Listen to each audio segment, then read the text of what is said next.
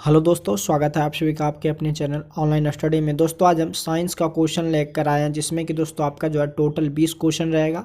तो दोस्तों आप लोगों को कमेंट में आंसर देना और आप लोगों को ये भी मिलाना है कि दोस्तों आप लोगों को 20 क्वेश्चन में आप लोग कितना सही कर रहे हैं। दोस्तों आगामी आपका रेलवे का जो एग्ज़ाम है जिसमें कि साइंस का जो है महत्वपूर्ण उसमें भूमिका है। तो दोस्तों वीडियो में जो है शुरू से अंत तक बने रहिएगा और डेली जो है आपको 20 क्वेश्चन जो आपको देखना है। तो चलिए दोस्तों सेशन को स्टार्ट करते हैं। सबसे जो पहला क्वेश्चन है आपका कि फोर्स जो है यानी कि बल की जो एसआई यूनिट है, बल की जो एसआई यूनिट है वो क्या होती है। तो दोस्तों बल का जो एसआई यूनिट होता है, फोर्स का बल का जो एसआई यूनिट होता है वो न्यूटन होता है। दोस्तों 1 न्यूटन बराबर जो होता है 10⁻5 डाइन होता है। यानी कि 10 पर पावर जो है 5 डाइन 1 न्यूटन बराबर जो होता है। तो दोस्तों इसमें जो है बल का ऐसा यूनिट हो गया वो आपका सेकेंड नंबर ऑप्शन, आपका जो सेकेंड ऑप्शन है बिल्कुल सही है कि बल का ऐसा मात्रक जो है वो दोस्तों आपका क्या है, न्यूटन है। दोस्तों बल का अगर सूत्र पूछे तो बल बराबर जो होता है दोस्तों, बल बराबर एफ बराबर जो होता है वो एम ए होता है। यानी कि एफ बराबर द्रव्यमान गुना त्वरण, बल बराबर क्या होता है, द्रव्यमान गुना त्वरण होता है, द्रव्यमान गुना त्वरण। तो दोस्तों बल बराबर सूत्र भी आपको याद रखना है, द्रव्यमान गुना त्वरण होता है। तो आपका ऑप्शन फोर्स का ऐसा यूनिट क्या होता है, न्यूटन। आपका ऑप्शन सेकेंड ऑप्शन जो है बिल्कुल राइट आंसर है। नेक्स्ट क्वेश्चन की ओर बढ़ते हैं। अगला जो क्वेश्चन है दोस्तों, किसी वस्तु का जो त्वरण होता है, किसी वस्तु का त्वरण इसके डैश में प्रति इकाई समय में हुआ परिवर्तन है। यानी कि वस्तु का जो त्वरण है वो वेग में परिवर्तन यानी कि इकाई समय में जो परिवर्तन है वो आपका क्या कहलाता है। तो वेग में परिवर्तन की दर, वस्तु का जो त्वरण होता है, त्वरण क्या होता है, जैसे कि पहले v1 वेग था फिर बाद में v2 हो गया, तो वेग में क्या हुआ, परिवर्तन हुआ, तो यही आपका त्वरण कहलाता है। तो वेग में परिवर्तन की दर को त्वरण कहते हैं। और किसी वस्तु का त्वरण जो है इसके डैश में प्रति इकाई समय में परिवर्तन, यानी कि वेग में परिवर्तन होता है तभी दोस्तों आपका त्वरण होता है। तो आपका ऑप्शन एक जो ऑप्शन है बिल्कुल राइट आंसर है। नेक्स्ट क्वेश्चन कर बढ़ते हैं। अगला जो क्वेश्चन है दोस्तों कि गति का द्वितीय समीकरण, गति का जो आपका द्वितीय समीकरण, न्यूटन का जो सेकेंड आपका इक्वेशन है, जो कि आपका आरआरबी एलपी के टेक्नीशियन में 2018 में ये क्वेश्चन पूछा गया। जितना भी क्वेश्चन है दोस्तों ये बहुत इंपॉर्टेंट है। तो दोस्तों आप लोग को वीडियो को शुरू से अंत तक देखना है। गति का जो आपका जो है गति का जो आपका द्वितीय समीकरण है वो आपका कौन सा समीकरण है, आपको कमेंट में बताना है। तो गति का जो दोस्तों द्वितीय समीकरण है वो एस बराबर यू टी प्लस जो है हाफ ए टी स्क्वायर होता है। एस क्या है, एक प्रकार का दूरी है, और यू प्रारंभिक वेग है, टी आपका समय है, ए आपका त्वरण है। तो आपका ऑप्शन ए जो है गति का द्वितीय समीकरण जो है वो U T plus half A T U T plus, sorry दोस्तों आपका ऑप्शन ए नहीं, आपका ऑप्शन डी है U T plus half A T square, जिसमें कि यू आपका प्रारंभिक वेग है, टी आपका समय है, और ए जो है त्वरण है, टी आपका समय है। तो गति का द्वितीय समीकरण जो है एस बराबर U T plus half A T square है। नेक्स्ट क्वेश्चन की ओर बढ़ते हैं। अगला जो क्वेश्चन है दोस्तों, निम्न में प्रथम श्रेणी का जो उत्तोलक है वो आपका ऑप्शन में से कौन है। तो प्रथम श्रेणी का उत्तोलक है वो आपका जो तराजू है, ये दोस्तों आपका प्रथम श्रेणी का क्या है, उत्तोलक है। प्रथम श्रेणी का उत्तोलक कौन है, तराजू जो है। आपका ऑप्शन डी जो है बिल्कुल राइट है। ये सब क्वेश्चन जो दोस्तों आपका जो है रेलवे के ग्रुप डी एग्जाम में, एनटीपीसी और आपका जो रेलवे एलपी टेक्नीशियन का जो है, ये सब में दोस्तों ये क्वेश्चन पूछा गया है। वही से दोस्तों आपको जो है यही सब क्वेश्चन जो है पूछेगा। तो आप लोग को वीडियो में शुरू से अंत तक बने रहिएगा और क्वेश्चन को फटाफट आंसर देते रहिएगा। जैसे कि आपका क्वेश्चन जो दूसरा है कि बल के समीकरण में एफ जो है किसके बराबर होता है। अभी दोस्तों पिछले क्वेश्चन में हमने बताए थे कि बल का जो समीकरण एफ बराबर होता है वो एम ए होता है। एफ बराबर यानी कि फोर्स बराबर द्रव्यमान गुना त्वरण होता है। फोर्स बराबर क्या होता है, द्रव्यमान गुना त्वरण, और फोर्स का जो एसआई यूनिट होता है वो न्यूटन होता है। क्या होता है, न्यूटन होता है। और दोस्तों 1 न्यूटन में जो है 1 न्यूटन बराबर 10⁻5 जो है डाइन होता है। तो आपका ऑप्शन फोर्स बराबर क्या होता है, एम ए। तो आपका ऑप्शन थर्ड ऑप्शन बिल्कुल राइट आंसर है। नेक्स्ट क्वेश्चन की ओर बढ़ते हैं। अगला जो क्वेश्चन है, किसी अस्थिर वस्तु के अस्थिर रहने या गतिशील वस्तु के उसी गति से गतिशील रहने की प्रक्रिया जो है क्या कहलाती है। यदि कोई वस्तु दोस्तों अगर अस्थिर है तो वो अस्थिर ही रहना चाहती है। अगर यदि कोई वस्तु गति से या गतिशील है तो वो गतिशील ही रहना चाहती है। यह दोस्तों आपका जड़त्व का नियम है। जड़त्व का पहला जो नियम है वो आपका गति का जो पहला नियम है वो आपका जड़त्व की, यदि कोई वस्तु अगर अस्थिर है तो अस्थिर ही रहना चाहती है, अगर गति है तो गति में ही रहने की प्रक्रिया जो है वो आपका जड़त्व कहलाती है। ये दोस्तों आपका आरआरबी जेईई 2019 में भी पूछा गया है। आरआरबी एलपी टेक 17/8/2000 शिफ्ट के फर्स्ट शिफ्ट में ये क्वेश्चन पूछा गया, इसीलिए ये सब क्वेश्चन आपका इंपॉर्टेंट हो जाता है। ऊपर उठाए गए हथौड़े के पास जो है क्या होता है। ऊपर जब हथौड़ा उठाते हैं उसमें दोस्तों आपका जो है क्या होता है, आपको बताना है। जब आप ऊपर उठाते हैं तो दोस्तों आपका उसमें जो है गतिज ऊर्जा तो हाफ mv² होता है, इसमें ऊपर नहीं ऊंचाई की बात नहीं हो रहा है। यांत्रिक ऊर्जा दोस्तों स्थितिज ऊर्जा और गतिज ऊर्जा दोनों का योग को यांत्रिक ऊर्जा कहते हैं। तो दोस्तों ऊपर हम उठाते हैं हथौड़े के पास तो ऊंचाई होता है जैसे कि mgh, इसमें दोस्तों आपका जो है mv² होता है। यांत्रिक गतिज ऊर्जा में हाफ mv² होता है, क्या होता है हाफ mv², और स्थितिज ऊर्जा में जो है आपका mgh होता है। ये आपका आम द्रव्यमान है, जी गुरुत्वीय त्वरण है, h आपका ऊंचाई है। तो ऊपर उठाए गए हथौड़े के पास जो है आपका स्थितिज ऊर्जा होता है। तो आपका ऑप्शन डी ऑप्शन जो है बिल्कुल राइट आंसर है। अगला जो क्वेश्चन है दोस्तों, शक्ति की जो है इकाई को क्या कहा जाता है। शक्ति की इकाई को क्या कहा जाता है, ये भी क्वेश्चन आरआरबी एलपी टेक 21/8/2018 के शिफ्ट में जो है पूछा गया। तो शक्ति की इकाई जो है वो दोस्तों आपका वाट होता है। शक्ति की इकाई को क्या कहते हैं, वो दोस्तों आपका वाट कहते हैं, जबकि बल का आशय मात्रक न्यूटन होता है और दाब का आशय मात्रक पास्कल होता है। जॉल नहीं, यहाँ पे जूल होना चाहिए, ऊर्जा का आशय मात्रक जूल। तो दोस्तों शक्ति की इकाई को जो है क्या कहा जाता है, वाट कहा जाता है। अगले क्वेश्चन की ओर बढ़ते हैं। अगला जो क्वेश्चन है, 5 मीटर सेकंड की गति से गतिशील कोई जो है 22 kg वजन वाले वस्तु की गतिज ऊर्जा। तो दोस्तों आपको गतिज ऊर्जा जैसे कि हाफ mv² होता है, गतिज ऊर्जा स्क्वायर बराबर गतिज जो ऊर्जा होता है काइनेटिक एनर्जी बराबर हाफ mv² होता है। जैसे कि हाफ आपका द्रव्यमान दिया हुआ है, कितना दिया हुआ है द्रव्यमान जो है दोस्तों आपका दिया हुआ है कितना 22 kg, कितना दिया हुआ है 22 kg। और जैसे भी यानी कि वेग 5 मीटर पर सेकेंड, यानी कि 1 सेकेंड में 5 मीटर की दूरी तय करती है।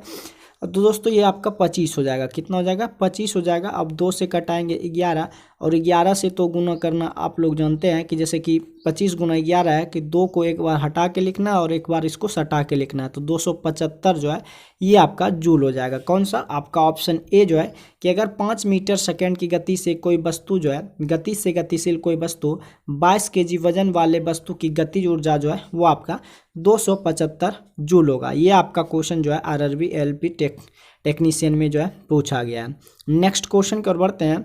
अगला जो क्वेश्चन है दोस्तों कि भार का SI क्या होता है। भार का SI क्या होता है, तो दोस्तों भार का SI जो होता है वो आपका न्यूटन होता है। क्या होता है, भार का SI जो है वो आपका न्यूटन होता है। डाइन जो है 1 न्यूटन बराबर 10⁵ डाइन होता है। तो आपको याद रखना है कि भार का SI मात्रक और बल का SI मात्रक जो है वो आपका सेम ही होता है। बल का भी SI मात्रक न्यूटन होता है और भार का भी SI मात्रक क्या होता है, न्यूटन होता है। तो आपका ऑप्शन सेकेंड ऑप्शन जो है बिल्कुल राइट आंसर है। अगले क्वेश्चन की ओर बढ़ते हैं। अगला जो क्वेश्चन है कि पृथ्वी की सतह पर पलायन जो वेग होता है, या पृथ्वी की सतह पर पलायन वेग, यदि कोई वस्तु जो है कि कितना मीटर सेकेंड किलोमीटर प्रति सेकेंड के बेग से जो उनको फेंके ताकि वो पृथ्वी की सतह को छोड़ दे।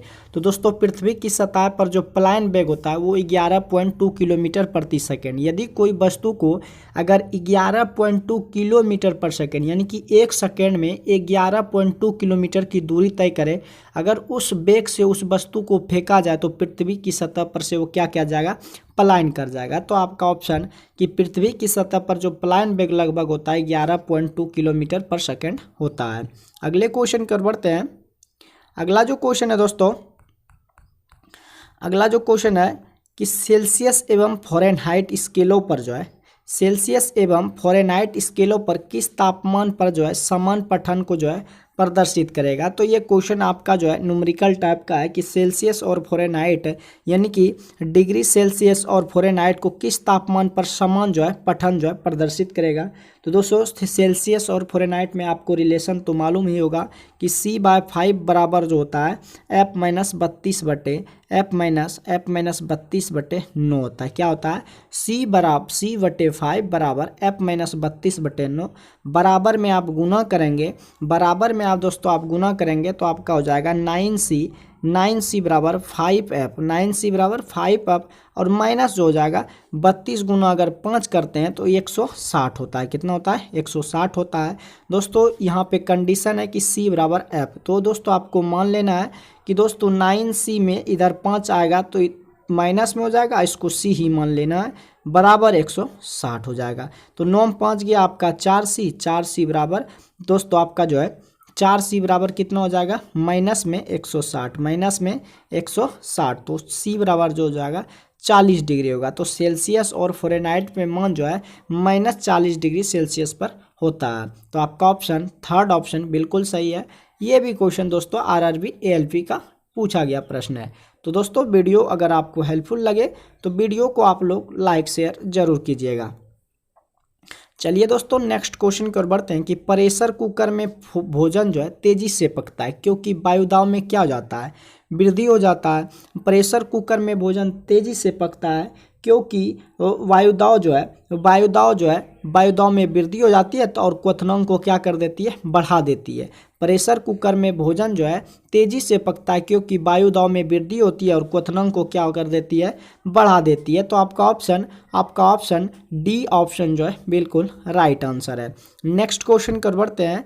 निम्नलिखित द्रवों में से कौन सा जो है ऊष्मा का बहुत अच्छा चालक है। निम्नलिखित द्रवों में से कौन सा जो है ऊष्मा का बहुत अच्छा चालक है। तो दोस्तों ऊष्मा का जो अच्छा सबसे चालक है वो आपका पारा है। द्रवों में से ऊष्मा का अच्छा जो चालक है वो आपका पारा। आपका ऑप्शन ए जो है कि द्रवों में से ऊष्मा का जो बहुत अच्छा चालक है वो आपका दोस्तों पारा है। नेक्स्ट क्वेश्चन कर बढ़ते हैं। अगला जो क्वेश्चन है ऊनी सूती कपड़े वस्त्रों की अपेक्षा गर्म होती है। ऊनी कपड़े जो है सूती वस्त्रों की अपेक्षा क्या होते हैं गर्म होते हैं क्योंकि वे क्या होते हैं ऊनी कपड़े जो होते हैं सूती वस्त्रों की अपेक्षा गर्म होते हैं क्योंकि वो जो है ताप के क्या होते हैं अच्छे रुकावट होते हैं। ऊनी कपड़े जो है सूती वस्त्रों की अपेक्षा क्या होते हैं गर्म होते हैं क्योंकि ऊनी कपड़े जो होते हैं ताप के क्या होते हैं अच्छे रुकावट होते हैं। इसीलिए ऊनी कपड़े सूती वस्त्रों की अपेक्षा जो है क्या होते हैं गर्म होते हैं। तो आपका ऑप्शन डी ऑप्शन जो है बिल्कुल राइट आंसर है। नेक्स्ट क्वेश्चन की ओर बढ़ते हैं। लगभग जो है किस तापमान पर पानी का घनत्व अधिकतम होगा। इस क्वेश्चन का जो आंसर होगा दोस्तों आप लोगों को कमेंट में बताना है कि किस तापमान पर पानी का घनत्व जो है सबसे अधिक होगा। तो आपका ऑप्शन क्वेश्चन में आप लोगों को कमेंट में आप लोग जरूर बताइएगा। नेक्स्ट क्वेश्चन की ओर बढ़ते हैं। अगला जो क्वेश्चन है निम्नलिखित में से कौन सा ताप की SI इकाई को जो है व्यक्त करता है। यानी कि टेम्परेचर की जो SI इकाई होता है वो आपका इकाई को कौन व्यक्त करता है। तो दोस्तों आपका जो केल्विन होता है वो ताप की SI को जो है व्यक्त करता है। ताप की SI को केल्विन जो है व्यक्त करता है। आपका ऑप्शन के जो है बिल्कुल राइट आंसर है। नेक्स्ट क्वेश्चन की ओर बढ़ते हैं। आपका जो है कि निम्नलिखित में से जो दाब की बीमा सूत्र यानी कि डायमेंशन जो होता है वो क्या होता है। तो दोस्तों आपको जो दाब बराबर होता है बल बटे क्षेत्रफल। दाब बराबर क्या होता है बल बटे क्षेत्रफल। आपको याद रहना चाहिए ये सब फार्मूला। तभी दोस्तों आपका ग्रुप डी रेलवे का जितना भी एग्जाम है तभी दोस्तों अगर आपका फार्मूला फिजिक्स में याद नहीं है तब ये डायमेंशन आप नहीं निकाल सकते। जैसे कि दाब बराबर बल बटे क्षेत्रफल होता है और बल का जो है MLT इनवर्स 2 होता है। MLT इनवर्स 2 होता है और क्षेत्रफल का जो है क्षेत्रफल का दोस्तों ये L स्क्वायर होगा। क्या होगा L स्क्वायर। तो एक L से तो एक L कट जाएगा तो ML inverse ML inverse T inverse 2 जो कि आपका option ML inverse T inverse 2 जो कि आपका ऑप्शन सेकेंड ऑप्शन जो है बिल्कुल राइट है। तो दोस्तों अगर आपको बल का भी फार्मूला याद नहीं है तो बल बराबर जो होता है M एक द्रव्यमान है सॉरी दोस्तों, m द्रव्यमान है, a त्वरण है, इसका LT इनवर्स 2 होता है। तो बल का MLT इनवर्स 2 हो गया। और दोस्तों दांव में क्षेत्रफल होता है, क्षेत्रफल का L स्क्वायर, ऊपर जाएगा तो ML इनवर्स T इनवर्स 2 होगा, जो कि आपका ऑप्शन सेकेंड ऑप्शन बिल्कुल राइट आंसर है। नेक्स्ट क्वेश्चन की ओर बढ़ते हैं। अगला जो क्वेश्चन है, एक लड़की झूले पर